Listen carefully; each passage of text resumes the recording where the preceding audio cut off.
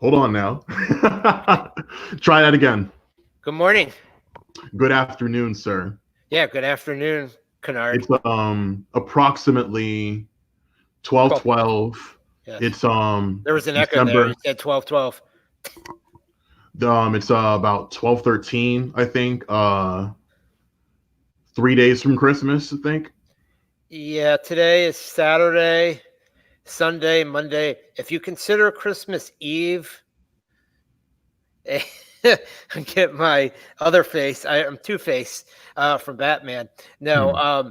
if you consider Christmas Eve, Christmas, some families, I don't know if you're aware, some families do give gifts on Christmas Eve.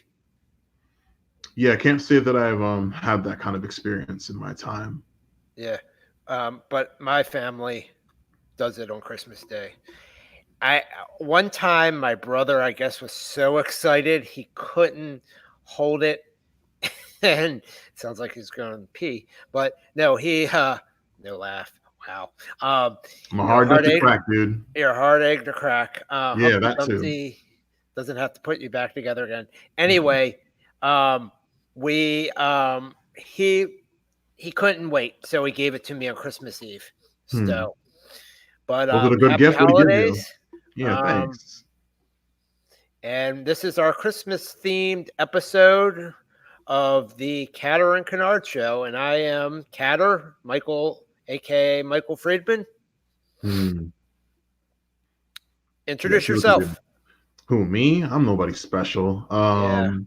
I'm just a No, sweet young man from the Ville, from the who has nothing better to do but to listen to vibrating waves through my earphones.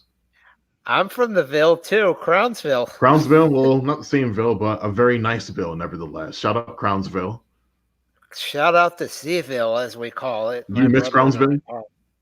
What's Do that? you miss it? Oh, I miss it terribly. Oh, I miss Maryland so bad. yeah, man. I'm about to go. Uh, I'll be there in a couple of days, actually, I visiting family. know. Can I hide in your suitcase? That's weird. Not necessarily. Uh, If you would fit, I don't see why not. I I've won't been tell losing nobody. weight. I've been losing weight. So this is our There you Christmas go. episode.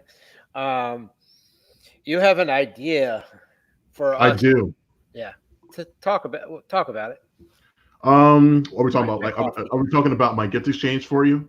Yeah, that's Yeah, basically, dude.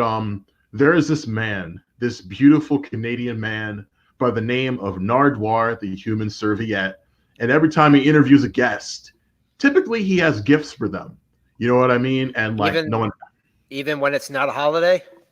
Oh, every time he does an interview, it always seems like he has a gift for the guest, Is this and a like they never podcast? expect. Hmm? Is this a podcast? No, brother. I'll put you on after this episode actually. But he always has a gift for the guest in regards to their career, and he typically interviews musicians and such. Uh huh. And I'm so inspired by this because Nardware always seems to know things about the guest that nobody else seems to know except the guest. Things that they've kept buried in their past, and nothing scandalous, but like, oh, you went to this elementary school, right? That kind of stuff. And I so mean, is he stalking these people? honestly, who knows? But I'm like, oh, like I want to be that. I think that's the best way of like softening up a person that like you're talking to, and So, I like, was if there's like tension, you want to soften it up. oh, like when you're famous and you're a musician, you do a lot of press. Everyone asks the same questions. Nardwar doesn't ask the same questions. Like I would like to be him someday, but there's only one Nardwar, unfortunately. Well, But you my don't my have to compare yourself to someone, but you can. I hate that actually. hey, what? I hate like people will say there will never be another Michael Jordan. You're right. There will never be another Michael Jordan, but somebody could be as great as Michael Jordan. There are a whole network of people who would like die to like debate that with you. So let's not go down that path. But I All I'm understand what saying is before there was Michael Jordan, there was a period before Michael Jordan. But anyway, I don't want to compare myself to some. See, I'm a comedian. I do stand up comedy, and people say my comedy is like a certain comic, but I want to be myself. That's all I'm saying. So, yeah, you're gonna gift me a CD, right? Yeah, to throw into your like, I'm sure like you have a backlog of about 6. Hey, let me ask you a question. How many Okay. CDs do you have, How many approximately? CDs do I have? I haven't counted. Really? I'm gonna say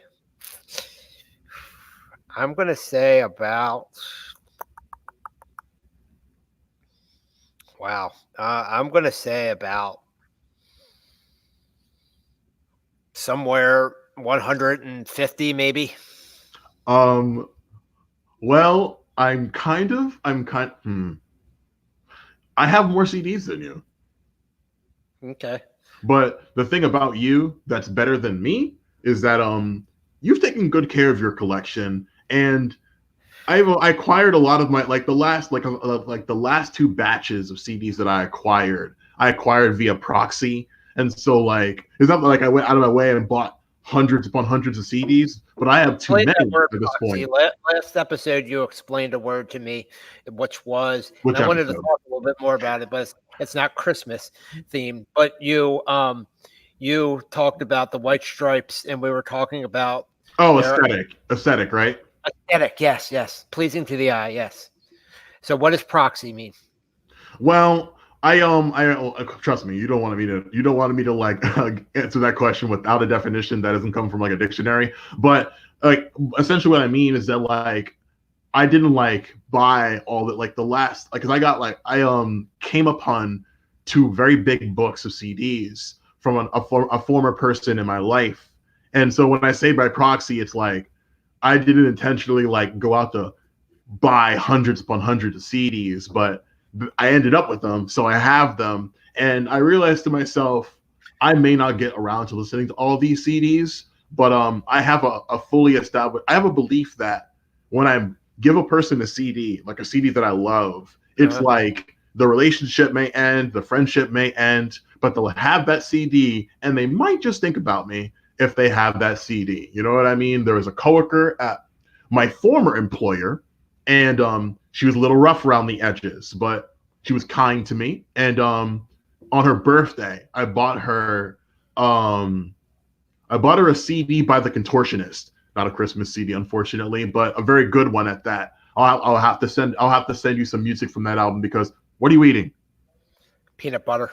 It's my food of choice. Share some for me. Wait, no, save me some. Hold on. I'll need some for lunch. Okay. Hold. There. It's over. Okay. Cool. There. The Contortionist. This is a name of the album. No, it's a band. It's a band I love. I've never heard of them. They're pretty great. Pretty what? I could spend. They're awesome. They're a great band. I could spend a good half an hour talking about them, so I'm not gonna do that now. I promise I'll have the name of the album in the comments before like when I edit this episode, I'll have like the album that I'm referring to in the comments. It's super great. I have a lot of great things to say about their stuff, but We could have a Contortionist themed episode because we have talked about it, and I think we could tease it. But we were talking. Should we tease what I told you about the other artist I wanted to do a themed episode? And I'll put it here in the chat. No, it's okay. Yeah. I know who you're talking about. You're talking about those British lads. Yeah. I wanted. Here's what I think about the Beatles. Well, because like my thing is maybe like we should save this for the episode. no, that's fine. That's fine. Yeah, we could do a whole bunch of episodes about their catalog alone, not even mentioning how the boys split off and did their own thing. But the fact of the matter is, bought the album, gave it to her. I really wanted the album for myself. Like I to this day don't own this Contortionist album. I stream it, but I'm like, yo, like I love this album. Like if you end up leaving the store, you'll have this. Hopefully, you remember your time at this store, and it's a good memory because working there wasn't always the funnest time. So, Yeah. and I remember she gave me a ride home one afternoon, and that CD was tucked safely in her back seat. So, if you're somehow watching this episode, hey, in Philadelphia, I hope you still have it. Great, great freaking album. I am going to, like I said earlier, I'm going home to visit my hometown, visit my brother and sister, and I used to work at the CD store, and they're closing down in January. and one of my favorite coworkers is still there to this day. And I have to go through. I'm gonna buy them gifts, and I will buy you a gift. And I can't wait until the time you're done cycling, because I know like you have a whole like system in your head about what CD you're gonna listen to next. And I imagine mine will go at the back of that queue. But at some point, you're gonna get to my album, and we can talk about it on the damn show. So this is, well, you already told me your gift for me, so I know. But music is the best gift. Best gift. Yeah, I already know which album you're putting in there, right? Oh no, you have no idea what I'm going to buy for you. It's okay. I'm going to buy whatever's available. I won't even tell you. I want you to take a picture of it when you get it, though. So this is for me to own. Yes. Oh my God, yes. I would never let you borrow music. That's wild to me. I mean, I've been in situations like that where I'm like, oh yo, let me burn a copy of this album. But nah, like in 2019, nah. If I'm giving somebody a CD, they need to keep that bad boy. Okay. So all right, we'll exchange addresses. I got you. And we are also going to talk about songs that we recommended, Christmas songs. From last episode, indeed, yes. Yes. You start. I want you to start. Tell me about the song that I recommended you. Okay. Tell me who it is. Even though I know, tell me, and then I'll tell you what I think, what I thought. So last episode, I specifically recommended Jacob Collier's rendition of "In the Bleak Midwinter." And for people who aren't aware of Jacob Collier, he is a very interesting musician. Like, he's a young man from the United Kingdom who had a mom who taught him how to read music, and she her home has a lot of instruments. And she's like, yo, and I may be getting the story incorrect, so don't quote me on it, but like from what I've heard, she was like, yo, man, I taught you how to read music, but I ain't teaching you how to play any of these instruments. That's on you. Like, bring them into your bedroom, have fun with it. And he got super good, like super good. Great singer, very talented musician. His first album, yeah, like a mother. That's the understatement of the year. But he has uploaded he has a lot of music uploaded to YouTube before he started like recording professionally, because his first album got nominated for a couple of Grammys. I think he came away with one for his cover of the Flintstones theme song. And then this year he announced that he was going to drop four albums. He only called Jesse, and the first two volumes came out. The second one got nominated for the Grammys that are upcoming this February. And I haven't finished listening to those albums yet. One has like a whole orchestra supporting him. The second is just like more like down tempo stuff. A lot of great features on it. And then there's more info on the third and fourth volume, but like all the information isn't public just yet. So he's really great. He's bandaged by Quincy Jones. Like, he's talked to Herbie Hancock. He's super good, and I cannot shut up about his work. What did you think of his rendition of In the Bleak Midwinter? Well, I put it in the comment section. Can you see these comment sections? I don't, but I imagine they'll appear on YouTube when I'm done editing. So it's here on StreamYard. I put hymn. You told me that it was a classic hymn. Yeah. And I actually had never heard it before. There are so many hymns out there, you know. I was not familiar with that hymn.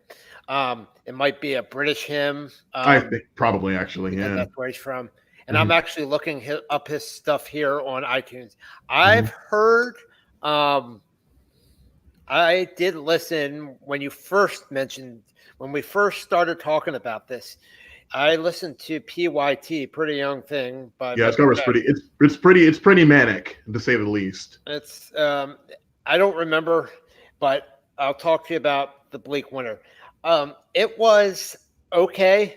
What I took away was I started hearing a little bit of a falsetto, and I guess I kind of heard Peter Cetera from Chicago. It made me think of that, and it also made me think of Maurice White from Earth, Wind, and Fire. That's my thoughts. It was okay. It wasn't anything hooky. Like I said, I like hooks. That's what connects me. I think everybody likes hooks in their songs. So most folk do, yeah. Yeah. So unless you're listening to, I think we talked about this in the past episode, um, challenging music, music Yeah, that I would say that. warrants repeated listens. So um, no, it wasn't. It was good. I liked it, but it's not something I'm going to put repeated listen to. But it was cool, and like I said, I like Maurice White. I like a few Earth, Wind, and Fire songs, and I do like a few Chicago songs. So um, it was cool. He's probably honored for me to compare him to those two singers that I'm I sure said. he'd appreciate it. So that's what my opinion is. Um, Now, the song I recommended is, well, I teased it from last episode. I said, I am going to talk about, I'm going to recommend you a song from a classic guitarist. And you can't get really any more classical than Jimi Hendrix. And he does a Christmas song. He does a couple Christmas songs. And I recommended a there's two versions of this, and I wanted you to listen to the shorter version, which is, and I'm bringing it up here on iTunes, but you had a chance to listen to this. We both did our homework, so I guess we get an A plus. But I recommended a song. It's a melody. It's Little Drummer Boy slash Silent Night slash, and I don't know how to pronounce this, Auld, AULD, All Auld Lang Lang Syne Syne. by Yeah, you Jimi got it. Hendrix. So, Kenard, take it away with your opinion. I'll be very. I'll be a tad controversial with my opinions about this song. Um, I have a complicated relationship with my friend Jimi Hendrix. Also, I want to give a special shout out to my friend Aramade. Happy holidays, Aramade. He's listening in right now. I can see you, my guy, at the bottom of the screen. Shout out. I love you, kid. I hope you can hear this because I love you very much. I wanted to make sure that he missed the last episode and he was very upset that he did. But make sure you leave a like on that first episode, Aramade. I will find you and I'll find out. He is definitely listening. Oh, for sure. I can see his little head popping up the bottom of the screen. I actually owe him a gift as well from his last birthday. But I digress. Jimi Hendrix. Jimmy. If we're talking about the song, I actually should talk a little bit about what I think, because go ahead. You didn't really say anything about what you thought about a Bleak Winter.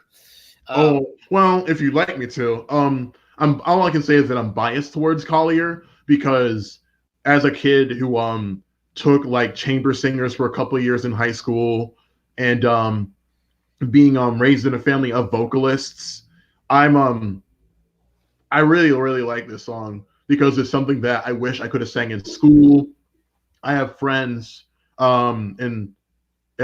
are still participating in like choral events, and I wish that I had the time and money to do so because it's a very I dabbled in barbershop, which is why like Collier's vocal work appeals to somebody like myself because I've seen footage of him doing shows where he'll have like the audience participate in a little like in a few vocal exercises and like participate. Like I will send you examples of what I mean so it makes more sense. So this is kind of like what the famous performance from Queen when Freddie at Live Aid did that vocal thing where he had the audience. It was a call and response. And yeah, in a way, yeah, basically.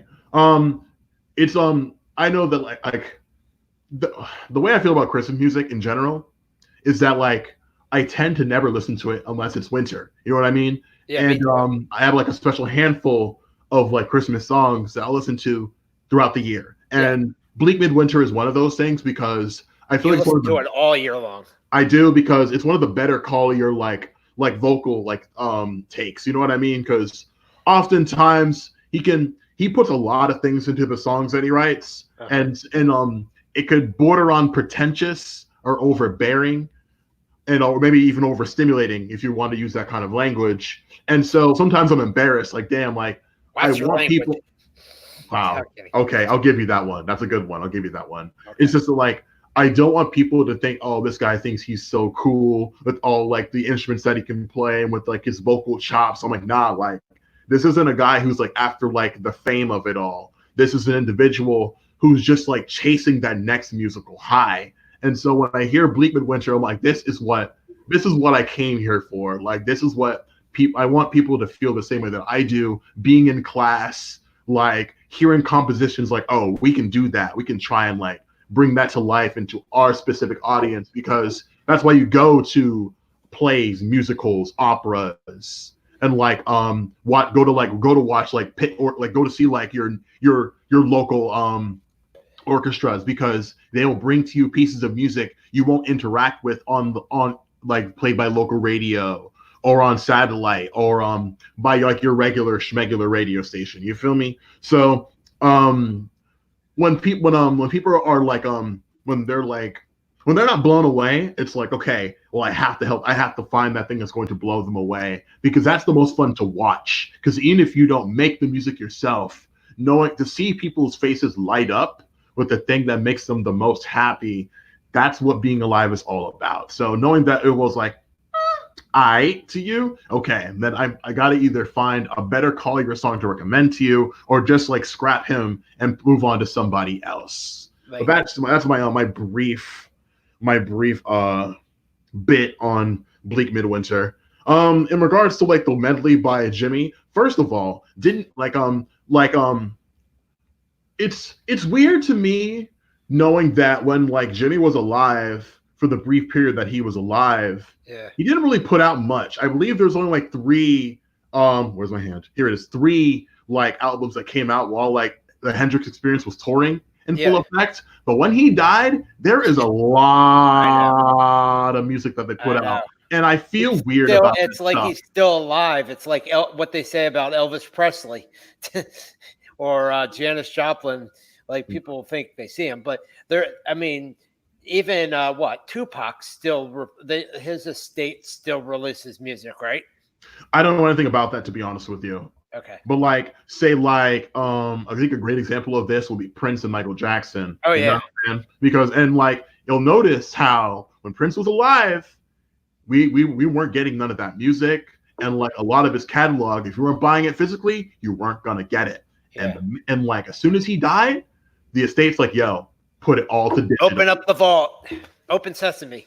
Yeah, and like it feels a little dirty when I think about that. And that's kind of how I feel about Jimmy, because I don't know much about his family life. So I'm thinking, who the hell is getting paid besides these labels? But again, I digress. Was not aware of this little Christmas EP, 2 songs on there. One was like the radio edit of like the medley, and then the 7-minute version. Yeah. Given my background in progressive music, I would prefer the 7-minute, because I like to hear the whole comp. You know what I mean? Because you hear a little bit of him talking. I want to hear the whole composition. You know what I'm saying? So like, if you listen to the 7-minute edition of the song, you hear him chatting a little bit to the engineer. They play the song. They wrap it up, and they're like chuckling to themselves about how fun it is or whatever to play the music.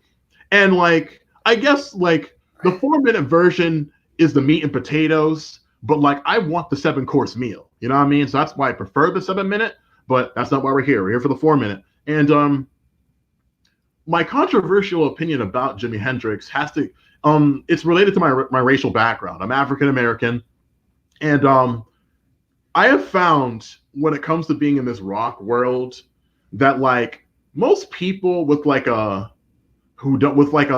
surface level interest or knowledge of the genre and the culture that we're in, like Hendrix, Kravitz, Prince. And like if you're not dabbling into blues or jazz or any of that, those are the only Black guitarists that you know. And I find that extremely limiting, and because like his style is very specific. It's very raw. It's very like and considering who like Jimmy played for before he went solo, it's clearly influenced by that. And that's not what I necessarily want to, that's not what I reach for when I like go to my musical shelf and pull out a CD or like listen to a song on Spotify or YouTube. I'm more of like the technical type, which is why, and I appreciate a person like Hendrix, because people haven't really seen a person like that before. But I don't like I'm like it's kind of like how you're like, oh, like it's kind of jacked up to say Jordan's like the best example of a ball player when we have so many different cool dudes in the NBA who have who are a lot different for him. Curry, LeBron, Wade, et cetera, et cetera, et cetera. You know what I mean? Yeah, exactly. And so like when I think of like so when I say black guitarist, immediately people are like Hendrix. And I remember when I was in college when Wayne was taking that brief like detour in his career where he played rock music, and people are like, you know, Hendrix though. And I'm like, but we can't do that. We can't presume that any black dude's gonna pick up the guitar will be the next Hendrix, be he technical or not. Like Gary Clark Jr. I think he distance. You like him? I do like Gary. I do like Gary. He has a cover of Hendrix. It's a slash. It's a slash one. So part of it is Hendrix, and part of it is I think Albert King. See, that's cool. That's great. I'm all for that because people don't know about Albert King, myself included. I know next to nothing about that dude besides his name, which is unfortunate. But that's unfortunate. That's where we are. Like I found that, especially in like because King is a jazz player, right? Or is he a blues player? I believe he's a blues player. See, and like it's so funny. Please do. I'll tell you a brief story. A lot of, and Aramide, you're still here. A good friend of me and Aramide's. Yeah, he's actually. I want to say something. He texted, or he is in the chat. He said, great point on Hendrix. He only released 3 albums in his lifetime, and Band of Gypsy live album. And then he said, funny you mentioned that. I remember Prince used to get annoyed when folks would compare him to Hendrix. See, he knows exactly what I mean. But I mentioned him. I mentioned Aramide specifically because a good friend of ours, Miss Beverly. Hi, Bev. Hope you're listening at some point. She likes the Jonas Brothers, right? And their #1 single off their latest album, "Sucker." Like one of the music people from the New York Times described it as funky. And one of my favorite YouTubers, Mr. Rick Beato, he did a quick video about how the drum break in the middle of "Sucker" is not funk because he slowed the song down and like edited it in post to different BPMs, and he says this drum break is quantized. And when you consider like the drummer who played for James Brown as an example, he didn't play to a specific BPM. He was just feeling the beat. You feel me? So like, and how weird would that be for me to just presume, that black with the guitar, he's about to pull some Hendrix shit out of his pocket. I can't do that to him. I don't want to do that. Yeah. So like when I put this song on, it's like like when you hear Hendrix play, you know it's him when you hear him, even if you cannot see him. And it was and you could tell like this song right here, like it was them just like noodling about. They had like I guess they had some time in the studio to like, and it was probably winter when they were recording. Yeah, this came out in like '74 if I'm not mistaken. So like I can appreciate it for what it is. This is a kind of music that I would use as like a bed. You know what I mean? Like this is what you would play at the holiday party when the conversation is more important than the music per se. I'm really passionate about it.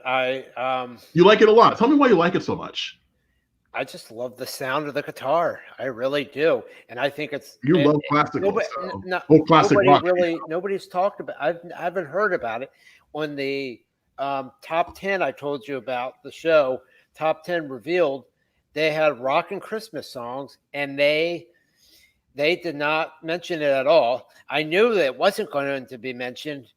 I don't talk, and you started talking a little technical aspect of music, and I really would like to get into that. I think if I brought in some more income, another stream of income, I would take a class on audio to learn about the studio. You and I both went to the Broadcasting Institute of Maryland. We are BIMers. And I did not take advantage of my time at school to learn more about the studio. So, yeah, I know you told me that before. But anyway, so I'd like to learn about the technical aspects so I don't sound dumb. And so, but I really love the sound of the song. I am actually not that big of a fan of Jimi Hendrix. My brother, Really? yes, I'm not. I do love Voodoo Child, Slight Return. Bow now now now now now now now bow now now. I love that. And my brother actually, he said, "There's this popular Hendrix song, and I'm not sure what it's called." And he started singing it. I knew it right away. So that's a good song. Hey Joe is pretty good. So and the song that Gary Clark Jr. does, Third Rock from the Sun, great song. So, and that's an instrumental song when you know it. But anyway, I really like the sound. It's one of my favorite Christmas songs because it's I think, what did I say? Auld Lang Syne. I guess that should be a reason I play it all year long, because Auld Lang Syne is not necessarily, it's for the new year. Auld Lang Syne, all acquaintance, whatever. It's a New Year's song. Well, next year, anytime could be the New Year. And to talk about when I play Christmas music, and let me tell you my relationship to Christmas music. Please I do. am not a big fan of Christmas music. I am kind of like the Scrooge of Christmas music. I really, the Grinch. The Grinch, the Scrooge. I don't like One of the Christmas two. music, but as of the last couple of years, I've started to soften up a little bit. I really like the Pretenders cover of "Have Yourself a Merry Little Christmas." Not as much anymore, though. The last couple of years, I started liking Christmas music. That one in the very beginning was cool. I used to really like the Band-Aid song, "Do They Know It's Christmas?" Not as much. Billy Squier does a really good Christmas song. He was the one that did "The Stroke," which is not even a Christmas song, unless you're saying "The Stroke of Midnight." But anyway, that's a good one too. Billy Squier, and then the Jimi Hendrix. Your friend, how do you pronounce his name again? Aramade. Aramade. Highly recommend the best cover of "Have Yourself a Merry Little Christmas." So, to all our listeners, check out the best cover of "Have Yourself a Merry Little Christmas." I'll try to find a link to that later. Aramade hasn't posted it for sure. So, anyway, I have not heard that, but I really like. I only have about 5 or 6 songs that I like, Christmas songs. I think we talked about this off camera. You really like the PMAC, the Paul McCartney song. Yeah, I think that's in my top 5, 100%. I will tell you what the public opinion is. They will hate your guts for saying that because they do not like that song. I don't understand why. It's so good. Like my first interaction with the song that I can like specifically remember, there was this like animated Rudolph film where like Whoopi Goldberg played like the main antagonist. Like she was this evil ice witch or whatever. And like she had a song in the movie about how much she hated Santa Claus. But like in the opening, like in the first few scenes, like when like Rudolph goes to the reindeer games, it's playing Simply Having. And I'm like, this song slaps. Like the synth line is a straight bop. I don't care what anybody freaking says. They have no idea what the heck they're talking about. It's that song. I especially love the Reliant K version of Sleigh Ride. I really like Merry Christmas Darling. That song slaps. By Darlene Love? No, not Baby Please Come Home, but my dear friend Anna loves that song. Shout out to Anna. But just the Merry Christmas Darling. That song. I don't know who sings that, but I like that a lot. It's one of the classic Christmas cuts. I don't dang, there's this I also like the "It's the Holiday Season" where he talks about like don't forget to put up your sock. I love that one. Coming down the chimney down. That slaps. Oh yeah, love that one. See, there are a good handful of Xmas songs, and the unfortunate part is like for people in our business, they can't afford the licensing to play these songs every day, which is outrageous. First of all, you know what I mean? Like I can't wait. Like Christmas songs, should almost be like classical music in the sense that they should be public domain. You know what I mean? Because unless like you're John Legend or somebody like that, of course, like get your money because like you put in the time to record it ahead of like even a few of those Kelly Clarkson Christmas songs slap as well because she can sing anything really. But dang. I got a little ahead of myself. You were saying something earlier. Go on. I actually don't remember. I'm reading Aramade's comments, and What you got, Ramade? I got it right. You got it. I understand that wonderful. Well, he posted a YouTube link, and I'm not sure what it was, what it's for, but I'll look at that later. But he did say, I understand that Wonderful Christmas Time can be a bit odd due to the 80s synths and stuff. Still highly recommended. The live version Paul did on SNL back in 2012. Definitely believe that will show people how great it is. See, straight from the horse's lips. Not that I'm calling you an animal, Ramade, but like this guy right here that's leaving all these comments, like a good friend of like my missus is like, oh, we really like this guy, Ramade. He's like a musical encyclopedia. Every time I talk to this cat, he's always telling me something new about music that I did not know. As a matter of fact, you were asking me earlier off camera if I would like a special guest to come to the show. That's a hint. Ramade, you're here, brother. Like at some point, you're getting your own episode. You're going to be here for an hour. I would love for you and Friedman to talk shop because I think you more than most understand Friedman's like the way that this man goes about listening to his tunes. Because like every time I talk to this young man, Ramade, he knows something that I do not. He's more like Nardwuar than I am because I'll have like a toe in a particular like subgenre or group of artists, and he's like, "Oh yeah, I know about that," and I'm just like, "How? What? I can't even." I thought you would be that kind of person. Here's my thing. I'm way too serious about music. I need to tone it down a little bit. That's a music joke tone, but I am way too serious about music. I love music. It's like a passion of mine. Back in the day, my dad would make compilations like on a cassette tape. And he tells me I am passionate. I kind of follow in his footsteps. You have the way you make like the mix CDs and such. I used to do that too. But I'm way more passionate than he. I don't know. I was not alive during that time, but there's a specific story that I'll have to talk with him and see if I can talk about it on air. Sure. Because he would create parties. He would have parties, and he would play his cassette tapes. He would buy CDs, and I don't know how he did it back then. We learned in BIM, we learned about reel to reel because if something happened on the computer and because, tech malfunction. Yeah. Ramade said, would absolutely love to be a guest sometime. And he gave 2 thumbs up. So we have a guest and you are happy.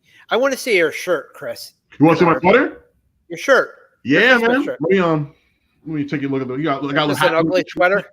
Yeah, I got it at Walmart I think almost 10 years ago, and for some reason it still fits. I wear it to work I wear this thing to work every day that it's cold. And I'm like, yo, it's not Christmas, and I'm like, hey, maybe it's cold outside. Big facts. Like I wear this, and they're like, bro, it's not even December, and I'll be like, hey. And people are up in arms about that song. No, and it's like I say, it's Christmas in my heart, and it makes them laugh. So then I carry on. You feel me? Like it's not even that big of a deal. You know what I'm saying? Right? It's like with the way that Christmas is like the way that like they commercialize the holiday and such. I'm like, you don't get to be mad about what they're doing to Christmas because if they can play Xmas tunes in November, like I'm gonna raise a stink. It should only be played in December. Once January 1st hits, go back to that regular stuff that I hate anyway. You know what I mean? Like if you're not gonna play the good stuff, like do not get in my craw about my sweater. Like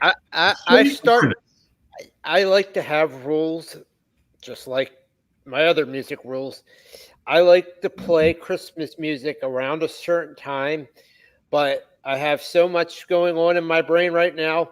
I don't remember when I started playing Christmas music last year, but it's definitely not in November. Please, please stop. Please stop. I'm asking. Nobody's going to listen to me because I'm not. I'm a You're not the somebody. governor, unfortunately. You and I are somebody's. No, but we're going to be somewhere. We're going to spread our wings and fly someday. But November is not the month. Nah. And I saw somebody. This is not music related, but this is kind of connected with what I'm saying. Somebody on Facebook posted a picture at a grocery store or a retail store. Russell Stover Valentine's chocolate on the shelf. Isn't that next year? I don't.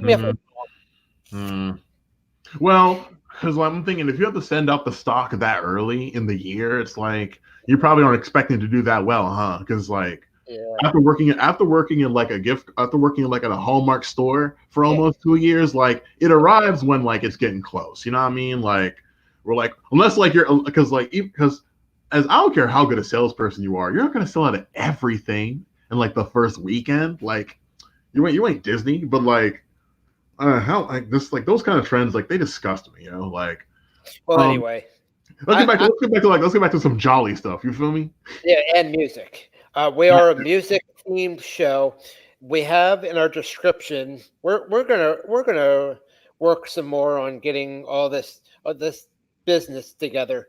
But in our description, it says we talk music, but we also throw in some comedy gold. I saw you posted that in there. I provide the comedy gold, and maybe you can too. We also give life lessons. I've been through a lot, so I have my life lessons. But I do want to apologize. I am not wearing anything music themed, and I know I know what you're gonna say. You're gonna say it's okay. Yeah, but it's not okay. Why? This is a music themed show, and I should have delivered on the goods. So I apologize. No, please don't apologize, and I'll tell you why you shouldn't apologize. Okay. Like around ninth grade, I started really getting into this rock stuff heavy. You know what I'm saying? Like since I want to say sixth grade, I always wanted to be like people who were cooler than me. I wanted to be in the in crowd when I was in sixth grade. You're cooler than me. Yeah. Listen, shout out to that man Mike Posner. I know he's going through a lot right now. But really? Sixth grade to seventh grade, I wanted to be popular. So I'm like, okay, what do popular kids like? They love top 40. Started listening to the top 40 station, changed my life for the better. Eighth grade to ninth grade. Who was on that top 40? At the time, like, this is how I got into people like Fall Out Boy, The Killers, Panic at the Disco, Eminem, who else was wrong? Kanye West. What was Eminem doing at that point? Was he at that point in middle school? Like, Just Lose It was like his big single. That was when My Name Is. No, I wasn't into Eminem early. I got into him very late. So like that's when like Toy Soldiers was on the air. Which is an 80s cover, sort of. Marquita. I guess I know. It's using that song, yeah. So. But come eighth grade and ninth grade, I'm in a religious school. I want to be like the older kids, not necessarily like the more popular ones, the older ones. And the older kids in my religious school loved rock and roll, but like Christian rock and roll. So and by that point, I had access to the internet. So that's why I started going through the motions and such. And I'm like, oh, cool. Like now I'm in like the metal world, the hardcore world, the progressive rock world, the gent world. And I want to show my support for my culture, like this rock and roll culture. But oftentimes people in my position, we can't afford to go to these shows. I don't have a job. I'm in high school. Like my parents don't have money. They don't have money to throw at me like that. So I didn't really go to a really good rock show until the year I graduated from high school. It was a birthday present. I went to the Vans Warped Tour 2010. And honestly, I didn't spend any money on merch. I spent it all on CDs. And those are the CDs that I listened to all through my time at BIM. And I think I went to about 3 shows at BIM.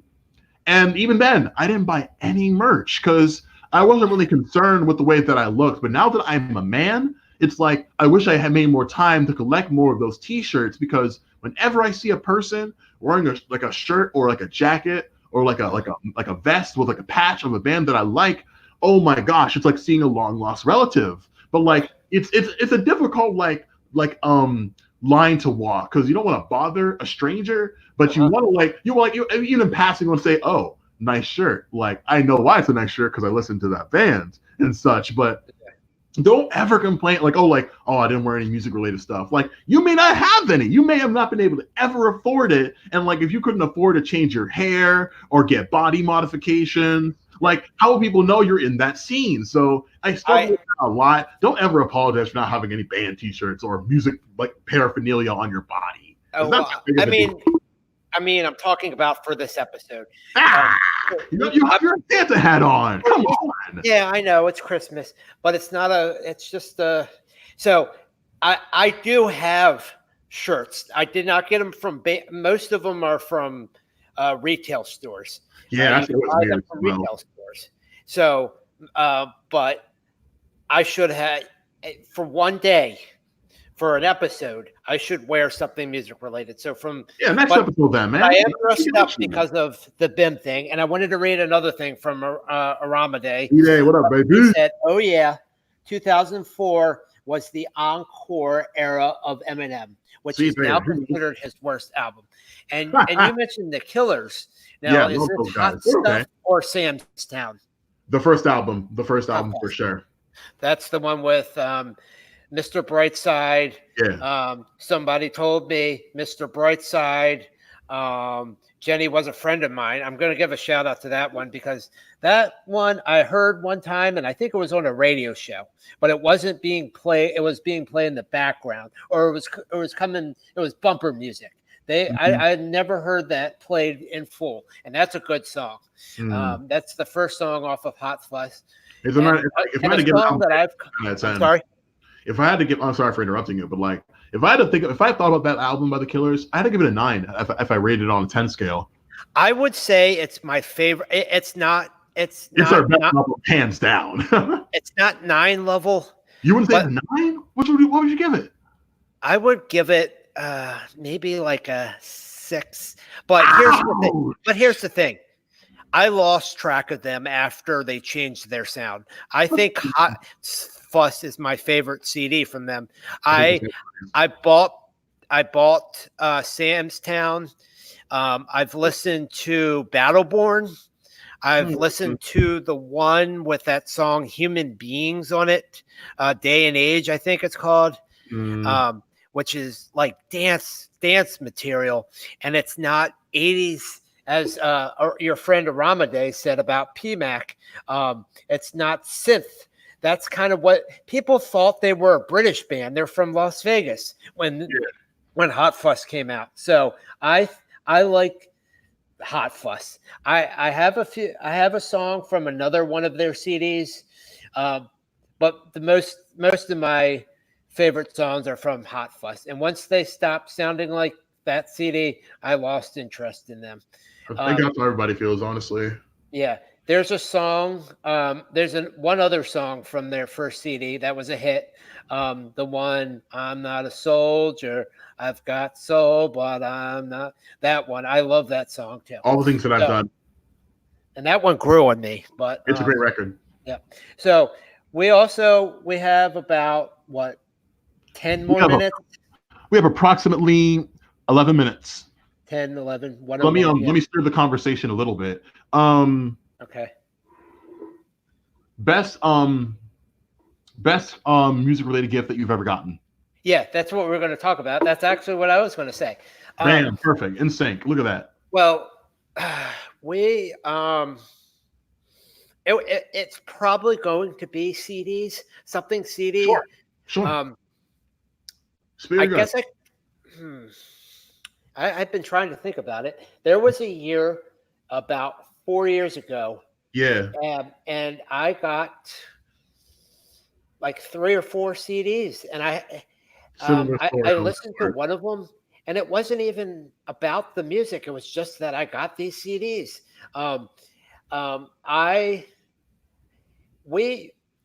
My dad told me early on when I was very young, he said, this is kind of a tradition in our household. And I mentioned this to you yesterday when we're off camera, obviously. we were gonna. I thought we were trying to uphold this tradition of buying at least one CD, maybe just for Christmas, not birthdays or Father's Day or whatever. So, uh, and I think I've not done my duty and upheld my responsibility of getting the CD. But this year I did include a CD for my dad. He's not listening, so it's cool. Um, and But I bought him a CD, and then I have my brother and my mom, and my so and I like. Here's what my view is for my parents with music. I Hmm. like, at least for my dad. My dad, I used to listen to an alternative radio station in Maryland, and my dad was kind of a cool dad, and he said, "I like that kind of music, but there's something I want to read about in one of our episodes where it I was reading about, I think, the group The Heavy. Are you familiar with them? I know them by name. Their song, one of their big songs, and it might be their only big song, was in the movie this in the promo for the movie Horrible Bosses. Hmm. Um, and how you like me now, how you like me now. Hmm. And they're kind of like a blues band. I think they're British actually, but anyway. So I was reading about them, and I think there's a review on Best Buy from their album, and it said it for people that like the artists that appreciate their like kind of like a Greta Van Fleet kind of band. I envision that for my dad. People that use Okay. their influences from like classic rock era. They kind of revise or are still holding that torch for the classic rock, and they're still playing that kind of music. My dad grew up in the classic rock era. My dad's a Pink Floyd fan. My dad's a Led Zeppelin fan. My dad's a Rolling Stone fan. Um, and so, even though my dad would listen to Papa Roach, that was one of the CDs he told me, I like your music that your brother and you listen to, because I listened to Pearl Jam, and I on the radio I would listen. One Pearl of Jam the slaps. I think the number one song that was played on that radio station, which is not really a radio station anymore, but the number one played song was "Smells Like Teen Spirit," um, Mm. and so that's what I grew up listening to. But I always liked the older music. I don't know why, but now I've really appreciated Pearl Jam. I really appreciate them. They're great. That's why they're I still together also now. started appreciating Smashing Pumpkins because guess what? Smashing Pumpkins, Billy Corgan has an affinity, has a penchant for classic rock, like epic stuff like Queen. We were talking about, I don't know if that was on the air, about Bohemian Rhapsody. So he's kind of got that guitar hero. Guitar hero kind of came from classic rock, I think. That Mm. term came from classic rock. So he kind of appreciates classic rock, and people might say to Billy, "Hey, you sound more alternative." He might say, "No, I like classic rock stuff." So I try to give my dad. He has two Greta Van Fleet CDs. I try to get my dad music that he would that could sound like it was on the radio waves back in the 70s. Mm. But they're making music nowadays. So that's kind of who I give for my dad. And in that Best Buy review, it said this Heavy album sounded like this band came out from the 70s. So um, that's what I buy for my dad. But as far as my best music related gift, I guess it would have to be when I was living in Maryland that year when I got like 3 or 4 CDs. That's my answer. Now, what's your best music related gift of all time? Hold on. Which albums though? Do you recall, or has it been too long? Well, I talked to you off camera. We've had a lot of discussions. It was the Walking with the Ghost EP, which is from the White Stripes, and they did a cover of that Oh, song. that was the last episode. Okay, good. Then I do know that you did. But Tegan and Sarah. so There it was was that. I right. So what are the other three? So was that one? It was actually, oddly enough, the Killer's Greatest Hits. My mom bought it for me. And then there's a like sludgy band, like Black Sabbath kind of started that trend of sludge metal. And I kind of want to get into that because I love Black Sabbath. Yeah, I could. I don't. It doesn't feel right to like give Sabbath the credit that started sludge as a subgenre of metal, but I can understand why. I don't that description. I understand. I feel you on the description, but not necessarily on like starting the subgenre. So, but I digress. That's just like I know like the edge like the gatekeepers of that stuff, the elitists are like, no, that's completely incorrect, and I'm just like, I don't want any smoke, but I'm like, so your friend mentioned, and I can't remember the name of the group that my dad got me, but it's a sludge metal group. Interesting. He said your friend Aramade said, best musical gift for me would probably be when my dad let me get a Tribe Called Quest Greatest Hits album back in the late 2006.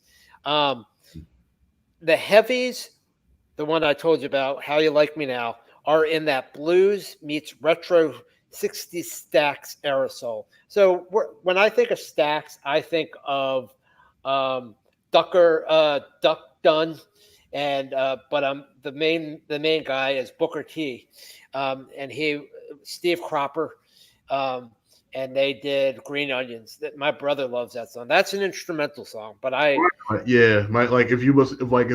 you grew up on like ESPN radio, you heard that song all the time. Really, I didn't remember that. It was a consistent bed for this particular like sportscast that my father loves. I'll have to ask who that was. Is it Dan Patrick show? Perhaps, but I don't know too many like sportscasters these days. But Green Onions is like a song that you skip to down the street. Yeah, I know what you mean. Yeah, it's a song that's like permanently in my brain. Like given the way that I was raised around like sports radio and such. We are running. So we got 2 more minutes, basically 1 more minute. I want to thank Aramade for listening. I love you, dude. Thank you so much. Yes. You also gave Heather a shout out. She's not on this. It's just you, I, and Aramade. Yeah, man. Like we got through an hour like it was nothing, honestly. And we talked about holidays, and we're going to have an episode with Aramade. Next episode, I will do a little tease, as we call it in the radio biz. We are going to talk about the songs that we recommended each other that aren't Christmas themed. Like since you brought that up, last few minutes, make me a recommendation to take into next week. Yes, make me one right now. That'll be my greatest gift. Make me a recommendation right this minute of what I should listen to before I see you get on camera. Okay. And then the other thing is that we're going to exchange address, and we are giving each other a Christmas gift. Isn't that sweet, Mom? My mom says that's sweet. Hi, Mom. I don't think they can pick that up on this mic. That's fine. A crappy mic. It is what it is, bro. Recommendation. You like to say that. That's fine, but that's not fine. I should be getting an extra income to buy a better mic. Soon, friend. Maybe that rec. Let me get that recommendation real fast. Oh, for next episode. This guy. Real quick. Geez, I had one. Let me look at my iTunes real quick, and we're gonna go with, and I will mention it to you in a message. Let's see. Recently played. Let's go with this. It is by the group Rat-a-Tat. Love them. And here's the problem I thought about this recommendation. There's a chance that one of these times you recommend a song or I recommend a song that you're going to have heard this song. So are you familiar with, it's an instrumental song. It is, let's see, it is called, I believe it's called Tropicana. Have you heard that song? Not that one. So good. I'll use that one. Shout out to Kid Cudi. I know he loves Rat-a-tat. My recommendation to you, I'll make it sweet and simple. It's by this great band. They have a violinist. They have a theremin player. They have like a cute little horn section, a xylophone player. They're known as Thank You Scientist. The name of the song is Mr. Invisible. You're going to love this. And our listeners, we love you. Happy freaking holidays. Happy Hanukkah. Happy Kwanzaa. Happy Christmas. And we'll see you in the Merry New Year. Festivus. Yeah, we'll see you in the New Year's, fam. Like, be good to each other, be good to yourselves. Say bye, Michael. Bye. Merry Christmas. All right, that's it. We're out of here. Let's go.